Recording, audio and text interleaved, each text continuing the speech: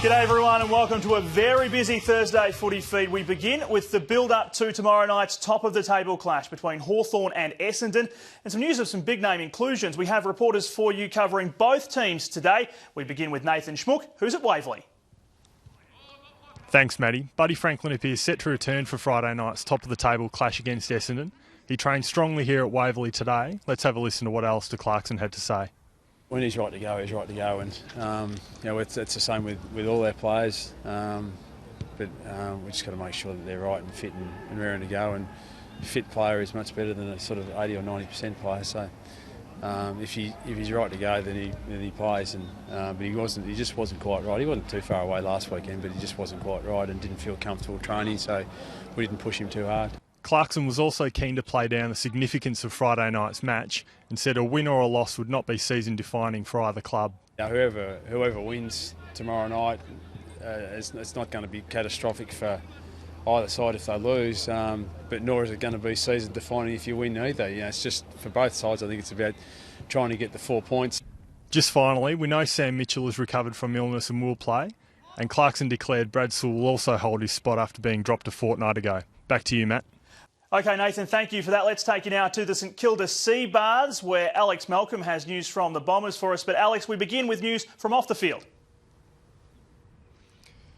Matty, James Hird has hit back at suggestions that ninth place might be good enough to play finals this year in the AFL once the ASADA findings are handed down. Yeah, probably a bit premature at the moment. Yeah, we're very confident we're playing in the finals, and we'll leave it at that. When talk turned to Friday night's big clash with Hawthorn at Etihad Stadium, James Hird suggested that David Zaharakis will return from a back injury. He'll be an important inclusion. Zach is fit, yeah. Zach is ready to go. And Winderlick's not? Probably not. Winderlick's a little bit sore, so we'll probably give him another week. It's a big task for the Bombers this week. The Hawks have won their last 3 against Essendon, and Essendon has conceded 50 goals in the last 2 matches against Hawthorn. Matty, it's back to you. Good stuff, Alex. Thank you so much. Now, AFL Chief Executive Andrew Demetriou has denied he tipped off Essendon before it self-reported its supplements program. News Limited reported this morning Demetriou phoned Bombers President David Evans during an emergency board meeting the night before. And I did ring him that night as I was returning his phone call. But it wasn't tipping off David Evans about Essendon was the club because we didn't know who the club was. ASADA's investigation is expected to wrap up next month. Gary Ablett will equal his father Gary Sr.'s number of career games when he runs out for the 248th time against Carlton at Metricon on Saturday. But when it comes to career goals, Gary Jr. has a bit of work to do. I don't know about that. What am I? I'm about 1,000 off, so I don't think I'm going to kick that in the next couple of years of footy. To be precise, Ablett will need to kick another 704 goals to surpass his old man.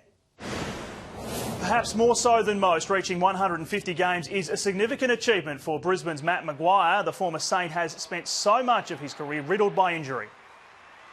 It's nice when these little personal milestones come around, and I suppose you can look back at the end of your career. But for me, it's about getting out there and contributing each week, and that's all we're focused on.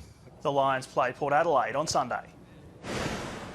Western Bulldogs skipper Matthew Boyd will return from a fractured cheekbone this weekend and is more than confident.